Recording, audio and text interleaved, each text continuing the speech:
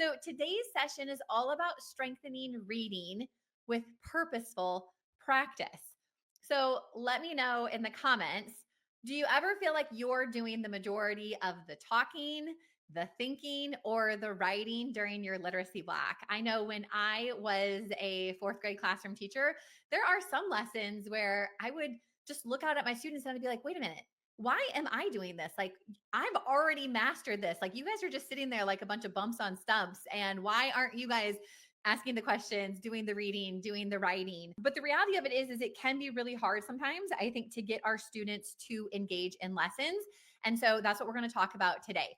Ultimately, students learn by doing, right? We want them to be actively engaged. We want to engage them in meaningful practice during our literacy block. So, how do we do that? Well, first of all, in order for our students to actually engage with the texts and discussions, they need to have a really strong foundation for understanding. I think a lot of times one of the barriers for students to actively participate, it is because they don't actually understand what they're reading. So we need to make sure that they have a foundation for understanding. Then we want to put some structures in place that get students talking and writing about reading. And I'm going to share some examples. And then we want to incorporate researched back routines that you can rinse and repeat. And I have one that I'm going to share with you guys, and I would encourage you to make plans to use it in your classroom this next year. So our deal for the day is our newly updated seasonal literacy lesson bundle. We used to have a set of, holiday themed reading passages. They got a huge revamp. They're amazing. They have passages related to the seasons that come along with slides to boost comprehension, really engaging response activities. A lot of the things that we talk about today are included in this holiday bundle. You can get that at stellarteacher.com/seasonal. And these seasonal literacy lessons, we have them for the main seasons: Halloween, Thanksgiving, winter, Valentine's Day, Groundhog, Earth Day. I think we've got 5 or 6 more that are coming, but we just added them to the SLC membership hub 2 days ago. So if you are an SLC member and you have not checked these out yet, or as we go through the presentation, you get excited to use them, definitely go check them out. They're a part of your SLC hub. We created a new set that is perfect for back to school. So again, if you're looking for some really high quality, highly engaging activities to do with your students that are relevant to back to school, this set can definitely help with that. So let's go ahead and jump right in. So the first thing we really want to do is give students a foundation for understanding, right? If we want our students to actively participate, they have to understand what they're reading. We can't ask them to be a participant in a discussion if they have nothing to contribute because they don't actually know what's going on in the text. So we know, right, that Scarborough's reading rope gives us a really great visual for what skilled reading looks like. And especially when we look at this top strand, the language comprehension strand, these are the elements that we know lead to skilled reading, right? So if we want our students to understand, then we need to activate background knowledge. We need to build vocabulary. We need to teach them about language structures. We need to talk about verbal reasoning, literacy knowledge. And unfortunately, especially in upper elementary, a lot of times these aspects get forgotten. And instead, we put so much focus on the standards. But standards alone don't lead to comprehension. Now, I know a lot of you have joined us, and if you haven't, this is a big thing that we talk about at our Unlocking Comprehension workshop. We talk about the different things that we can be doing during our reading lessons that will lead to comprehension. So I'm going to kind of do a condensed version of that. So if you have attended that workshop, this is going to be a little bit familiar with you. But the reality of it is there are some essential things that we want to include in our lessons that will lead to a strong comprehension foundation. And these are things that don't necessarily take a ton of time, but when we do them, they can have a really big impact on our students' understanding. These are examples. All of these slides that I'm going to show you are examples from the seasonal literacy bundle, specifically the back to school set. Let's say that you and your students are getting ready to read an article about metacognition, which actually I think is a really great article for students to read and think about during the start of the year, because how often do our students become aware of what metacognition is? But it's something that we want to have them have, right? We want them to think about their thinking. So great article to read at the start of the year. More than likely, students are unfamiliar with this term metacognition. So before we start reading, we want to activate their background knowledge. So you can simply do that by asking them an agree and disagree question. There's no right or wrong answer here, right? It's an opinion statement. Students don't need to stop and think about how they're learning. They just do it. So find out from your students, right? Do they agree with that? Do they not agree with that? Why? Why not? All of a sudden, by asking them this question, they're going to be pausing and thinking about their learning, which is maybe something that they haven't done before, which would then allow you to introduce this term metacognition. If they're going to be reading an article, they really need to have an understanding of what metacognition is.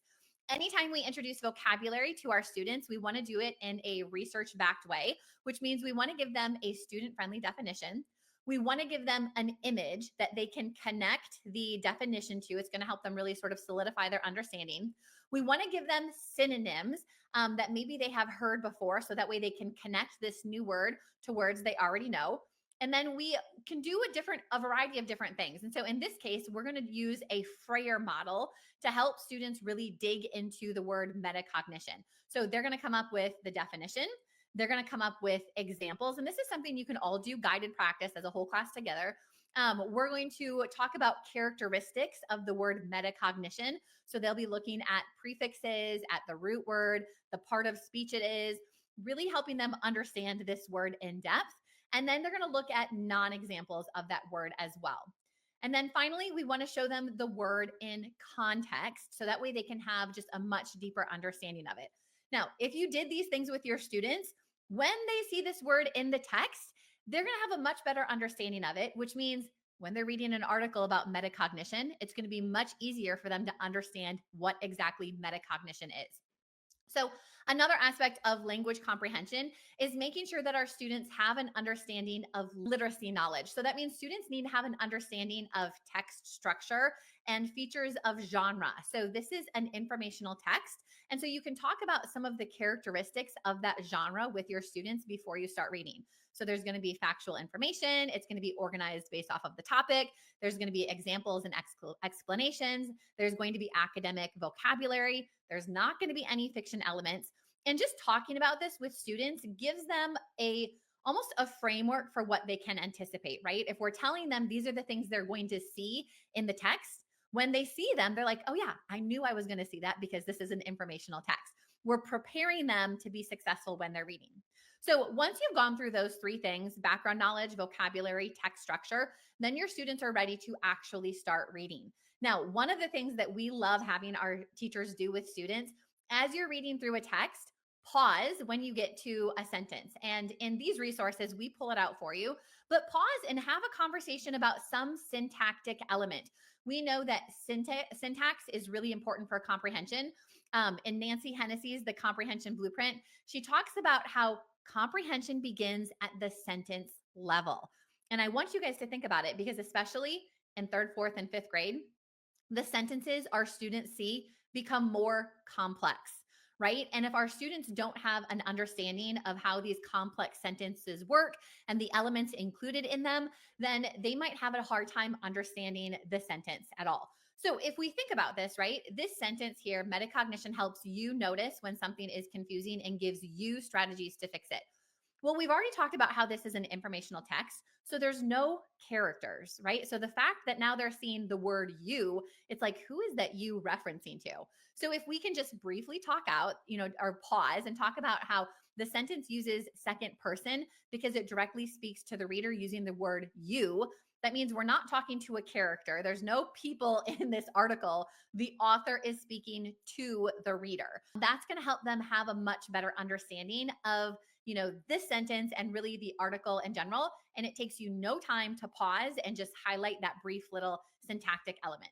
Again, those are just some of the aspects of language comprehension, but when we're intentional about incorporating those things into our reading lessons, we're really setting our students up for comprehension success. So those are the types of things that you want to be intentional about doing, whether you're reading an article for back to school, a novel, a picture book. These are the types of elements, for those of you that are SLC members, that all should be familiar to you, because those are the exact same elements that we include in all of our whole group lessons. Let's do a quick little check-in. Which of these language comprehension elements can you see yourself incorporating in your lessons?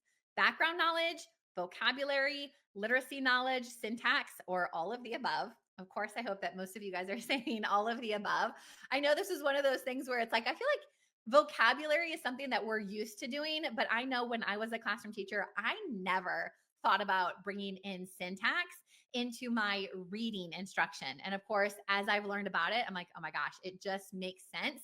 If we're reading sentences, we have to understand them, which means we need to be able to break them down and talk about them with our students. So let's go ahead and talk about how do we get students talking and writing about reading, right? Now that they have a foundation for understanding and we can feel really confident that they are going to be able to understand the text that we're giving them, now we want them to really engage. I love pointing this out because I think sometimes we're always like, okay, what are some really like creative ways that we can get students to respond about reading? And we almost overthink it. But the reality of it is that research shows us that writing about reading can improve comprehension for all students. I've read so much on this, a lot of articles, a lot of books on it, and it is very clear that writing about reading, even in very brief, short little summaries, can have an impact on students' reading comprehension. And it's not just some students, it is all students. And that happens for a variety of reasons. When students have to write about reading, a lot of things have to happen. First of all, it's going to create clarity. They have to be really clear on how they're going to answer the prompt or, write about what it is that they're reading. So they're going to get clarity about the text. It's also going to encourage connection. When students are writing about reading, a lot of times we can bring in some of those either inferential thinking questions or connection questions. And so they're going to have to make a personal connection to the text, which means they're more likely to remember it after they've moved on from it. Writing about reading also prompts reflection. They have to really stop and think about, okay, what is the question asking? What do I know from the text? How can I answer it? It is sort of this, it forces them to, rather than just going through the motions, it's like, okay, wait a minute, I need to be really intentional here. And maybe one of the best parts about it is that it promotes active involvement in learning. If students have their pencil to the paper, they are actively participating. And if we're asking them to write about what it is that they have read, we're getting sort of all the important aspects here, right? They're reading, they're thinking, they're responding and writing, and it requires rewording. Students can't just copy directly from the text. They have to put the text, or they have to use elements from the text in their own words to answer the question or respond to the prompt, which is really going to give you a glimpse into their own understanding. So it also really can serve as almost like a check for understanding. So you can see, are my students understanding what they're reading? Now, there are so many different ways that you can bring in more writing about reading to your class. It doesn't need to be fancy. It doesn't need to be planned. It doesn't need to be long. Some really easy and effective ways are having students write summaries. In fact, writing a summary can improve comprehension even more than having students answer questions. I think so often we're tempted to give students, okay, here's the reflection questions, and oftentimes we want to do multiple choice. But the reality of it is multiple choice questions don't improve comprehension. Writing summaries do, even if it's a short, one sentence summary about a text that they read, that's going to do more for their comprehension than giving them multiple choice questions. Other sort of fun ways to get students writing about their reading are having them write a review. It's an easy writing assignment. It can be connected to a variety of standards. And I think when you have students assign their judgment and their value to a text, it gives them the flexibility to be like, I didn't enjoy this, right? This is a 1-star book for me, and here is why. And they have to explain it. Or this was a 5-star, text for me, and here is why. So it allows for a little bit more personal voice to come into it. And again, you could do this with any type of text. And then getting students to ask and answer questions. This is beneficial for a variety of reasons, right? We often give students questions and want them to answer, but we want to get them in the habit of asking questions and answering them. First of all, if they are learning how to ask questions, it's going to be beneficial from a sentence writing standpoint, right? They're going to learn different sentence structures, but they start to realize what makes a good question that I can actually respond to, right? So they start to really think about, what should I be asking about this text? What is most important? And how can I ask a question that will get me there? So it's a really higher level task that can encourage inferential thinking. So rather than just having students answer questions, get them to ask them as well. So writing about reading, easy thing that you can do with any text that you are reading, and has a lot of huge impacts on students. But we also want our students to be talking about what they are reading. And one of the things that they talked about in Shifting the Balance is that the most productive and engaging discussions for enhancing comprehension are both structured and focused, but not monopolized by the teacher. And I know this was something that was really hard for me. I am a talker. I'm also very long winded. And I would have to sort of catch myself because I would notice there would be some times where I was like, wow, I just talked for the last 10 minutes in my class. I did most of the explaining, I did most of the analyzing, I did most of the describing. It's like I was telling my students everything I wanted them to think and do, but I did it. So I really needed to be mindful of I'm there to guide them, but they are the ones that need to be doing the talking and the discussing. How do we do that, right? How do we get our students to be able to have meaningful conversations? I think the first thing is we have to set very clear expectations. We have to let our students know y'all are the ones doing the work. I've already done this. I would often tell my students that you guys are in fourth grade. I've already passed fourth grade, so you have to do the majority of the work. Other things that can be really helpful to get students to be actively involved are giving them sentence stems or sentence starters. Sometimes it can be hard for students, especially if they're maybe shy or reluctant or not confident on what they're reading. So give them a sentence stem, whether it is related to the text or even a generic one. A part that I liked was a question that I have is, I think the author included this because, anything to get them started. Other things that I think can be really helpful are incorporating structured turn and talks. And we'll kind of talk about that in a little bit, but that is my favorite way to get the entire class involved. Other things that can be helpful are asking open-ended questions. If you think back to the example of how we activated background knowledge, that was an open-ended question. There was no right or wrong answer. It was, do you agree or disagree? And I know so many times we have students that are so nervous about looking dumb in front of the rest of their class. They don't want to give a wrong answer. They don't want to say something that is incorrect. And so they don't say anything at all. So if you can ask open-ended questions that don't necessarily have a right or wrong answer, it can make it really easy for students to feel like they can participate and be successful. And then the other thing you want to do is provide ongoing feedback and reflection. If having conversations is going to be an important part of your classroom this year, which I think it should be, then you need to tell your students what they're doing well and tell your students, how they can improve. And so maybe that is, okay, during this discussion, I noticed that there were only 2 or 3 kids that shared and everybody else was quiet. Or, some people weren't using a loud enough voice so everybody in the class could hear. Or we weren't using specific examples from the text. So it was, vague and hard to understand what you were actually talking about. The more specific your feedback can be, the easier it will be for your students to kind of adapt and bring that into, their next responses. But also, rather than you giving feedback, let them reflect. How did I do in this class discussion? What did I contribute? Was I an active contributor? Was I an active listener? Did I connect other people's ideas, that were shared? But let your students contribute as well. Like I said, structured turn and talk is probably my favorite way to set up discussions. This is something that I taught my students on the very first day of school. And so this is something that you can incorporate into any type of lesson: reading, writing, science, math, social studies. And a couple things that I would always do is make sure that my students knew who their partner was before the discussion started. And some things that I would do is, like, my students would have a turn and talk partner for the entire day. I would make sure that it was somebody that they were sitting next to. So that way, if we were doing a turn and talk at their desk, they could easily have a turn and talk then. And then when they came to the carpet, because we spent a lot of time on the carpet, especially for reading, they would have to sit next to their turn and talk partner. So then when I said do a turn and talk, they knew who their partner was. Because a lot of times if it's like, okay, find your partner, there's going to be some kids who don't have a partner, who don't want to find a partner, who don't know who their partner is. And so if you can assign partners ahead of time, you could do a partner for the entire week. You could do a partner for the entire day, the entire month, however you want to set it up. But make sure students know who their partner is. Make sure they know who talks first and who talks second, because that will also save a lot of time. I know I always had students who were like, you go first. No, you go first. No, you go first. And then they would spend the whole 30 seconds or a minute just arguing about who goes first. So just make the decision for them. That's easy enough to do. And then make sure that students understand how they're supposed to respond, right? So if this is the question, teach them how they can use part of the question in their response.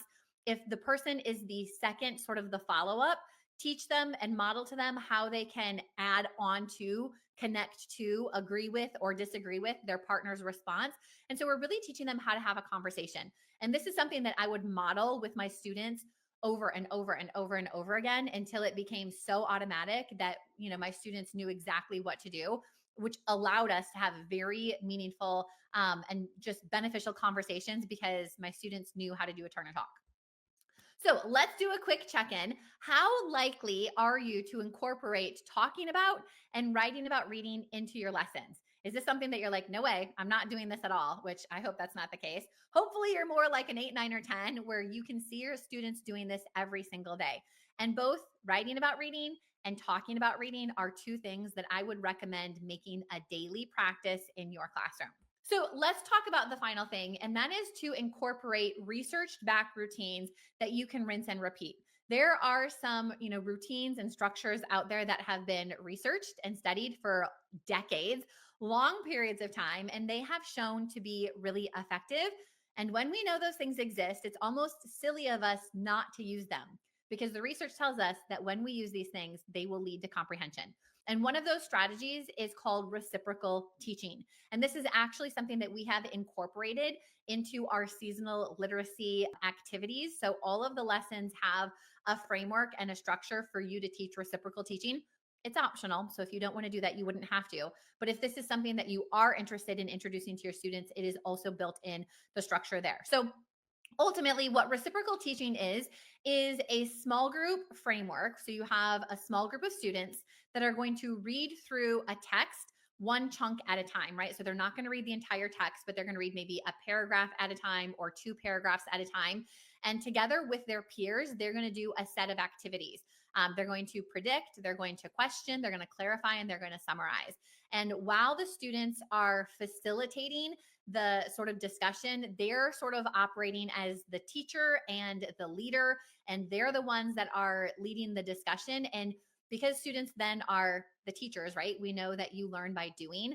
They always talk about one of the best ways to master something is to become the teacher of it. So ultimately, our students are getting that opportunity to be in the driver's seat when it comes to applying these strategies to the text. So let's kind of talk through what this looks like. So you're going to have your students grouped and they're going to have a text. And before they start reading, you're going to have them predict. So whether it is making a prediction about, what's going to happen in the story, predict what the text is going to be about, we're going to teach them how to predict, right? Like use your background knowledge, look at text features, read the summary, but they're going to predict what's going to happen in the section that they're going to read. Then they're going to read. And there's a lot of benefit of having students read a text in small group. If you have students that are struggling readers, you could have them chorally read it together. They could have one student volunteer to read it. But if students are reading in a group, they're much more likely to be able to access all of the words in the text, which means they're going to be already set up to be a little bit more successful with their ability to understand it. So once students have read through this section, again, we're talking a paragraph, maybe 2, then they're going to generate questions. So they're going to generate questions about the text, and the goal is to really identify key details. The questions should be to check for understanding, but again, they're the ones that are asking the questions. You're not involved in this. Once they generated the questions, then the next step is to clarify. So this means they're going to maybe identify the part of the text that were confusing, if there's parts that were unclear. And because they're in a small group, students can work together to really resolve these difficulties. And then finally, the last step is students are going to summarize. So they're looking at their short little section and they're going to write just maybe a 1-sentence summary of the most important part of the text. They're going to condense it. Again, it's going to be short. So students are going to then sort of rinse and repeat this with the various sections of the text. Now, there's a couple different ways that you could structure with this, and there's not necessarily like a right or wrong way.